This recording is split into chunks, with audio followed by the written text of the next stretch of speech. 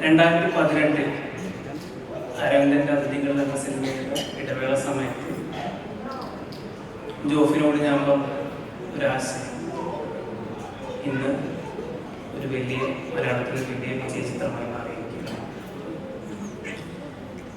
ഈ ആശയം എൻ്റെ മനസ്സിലേക്ക് വന്നത് അതിനും വർഷങ്ങൾക്ക് മുന്നേ 2013 ഞാൻ ആദ്യമായി സഹസംവിധായകനായി വർക്ക് ചെയ്ത വായനയുടെ ദിവസം തമിഴ് സിനിമ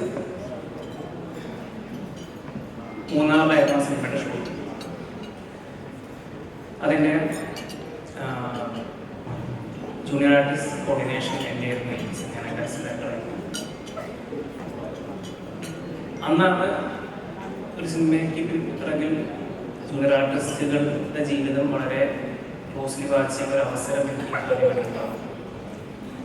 ഒരു ഡയലോഗ് കിട്ടുമ്പോൾ അവരെ മൊത്തറിയുന്ന സന്തോഷങ്ങളൊക്കെ ഒരു സിനിമ സെറ്റിലെ ഹൈറാർക്കിയിൽ ഏറ്റവും താഴെ നിൽക്കുമ്പോൾ ഒരു പ്രതീക്ഷയോടെ സിനിമയെ കാണും.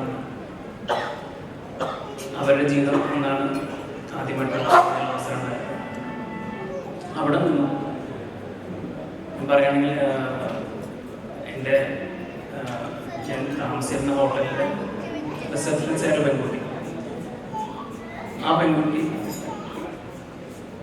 എല്ലാ ദിവസവും ഞാൻ സിനിമ ഷൂട്ട് കഴിഞ്ഞ് തിരിച്ച് റൂമിലെത്തുമ്പോൾ വളരെ നല്ല ചിരിയോടെ സ്വീകരിക്കും. അപ്പോൾ ഈ മൂന്നാറിൽ ഷൂട്ടായതുകൊണ്ട് കൊച്ചിയിൽ നിന്ന് ജൂനിയർ ആർട്ടിസ്റ്റിൽ അറേഞ്ച് ചെയ്യാൻ വളരെ ബുദ്ധിമുട്ടായിരുന്നു. അപ്പോൾ ലോക്കലിയാണ് അറേഞ്ച് ചെയ്തത്.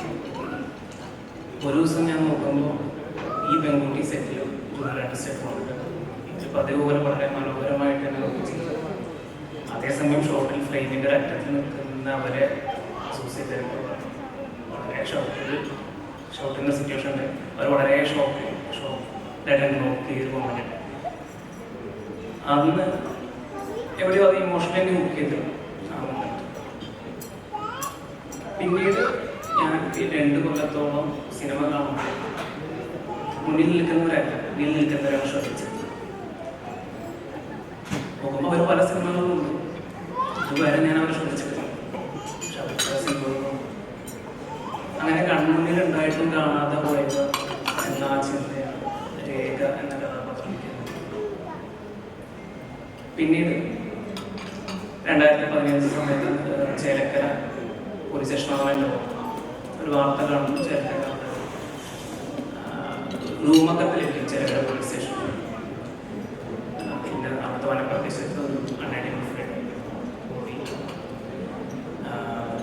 കുഴിച്ച് ഒരു വർഷങ്ങൾക്ക് മുന്നേ കുറിച്ചിട്ടുണ്ട്.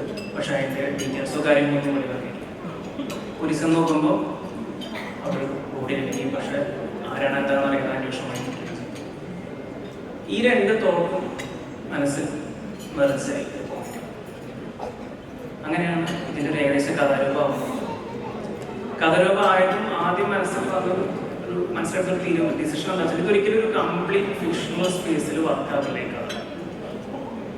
ഇതിനൊരു യഥാർത്ഥ സിനിമയുടെ പശ്ചാത്തലം തന്നെയാണ്. അതാണ് ആൾട്ടർനേറ്റ് ഹിസ്റ്ററി എന്ന് പറഞ്ഞത് ജോണിൻ്റെ സാധ്യതകളിൽ മനസ്സിലെത്തിക്കുന്നത്.